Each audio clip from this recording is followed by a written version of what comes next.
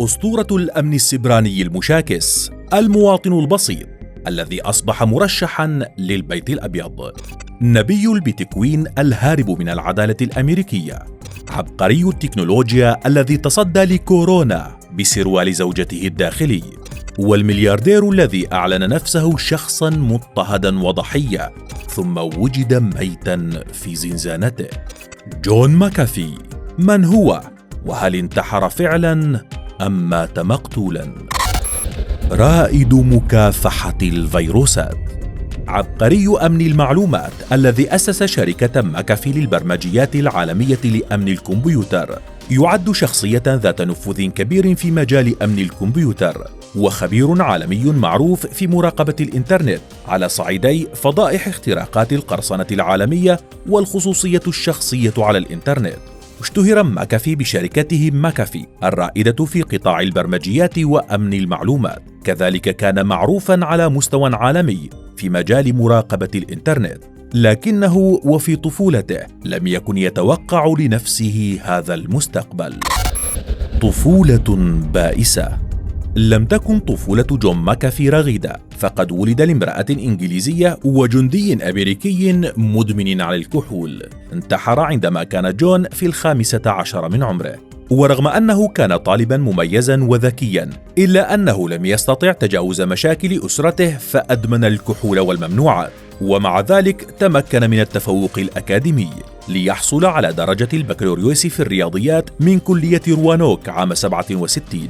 وخلال تحضيره لشهادة الدكتوراه الخاصة به طرد من عمله في الجامعة لإقامته علاقة جنسية مع إحدى طالباته، وبسبب مهاراته ومعرفته الممتازة تمكن من الحصول على وظائف في منظمات مرموقة، إذ عمل مبرمجاً في معهد ناسا للدراسات الفضائية عام 68، ثم انتقل إلى يونيفاك كمصمم للبرامج، ثم عمل مهندساً لنظم التشغيل في زيروكس وعدة شركات مرموقة أخرى.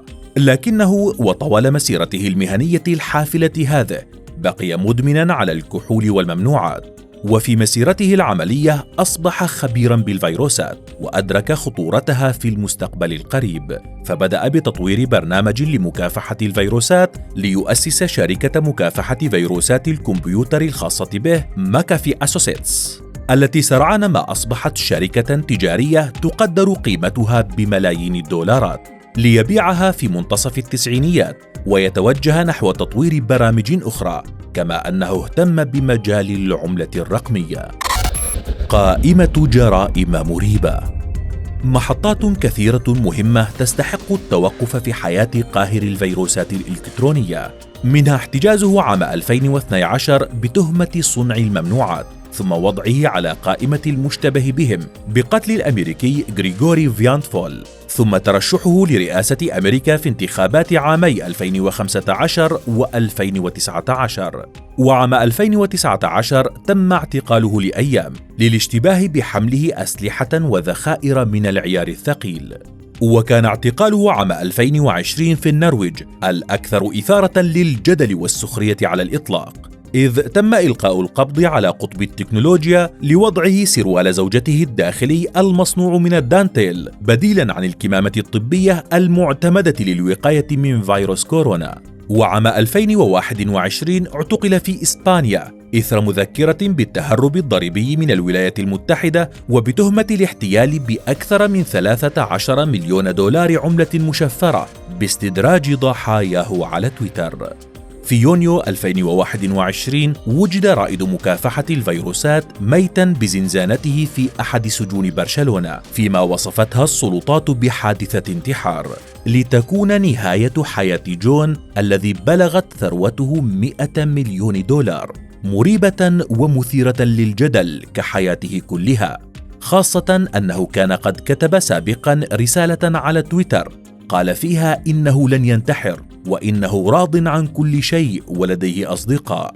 كذلك كتب: اعلم أنه إذا شنقت نفسي مثل جيفري إستن فلن يكون ذلك برضاي. فما رأيك بجون ماكافي؟ وهل انتحر أم أنهيت حياته عمداً؟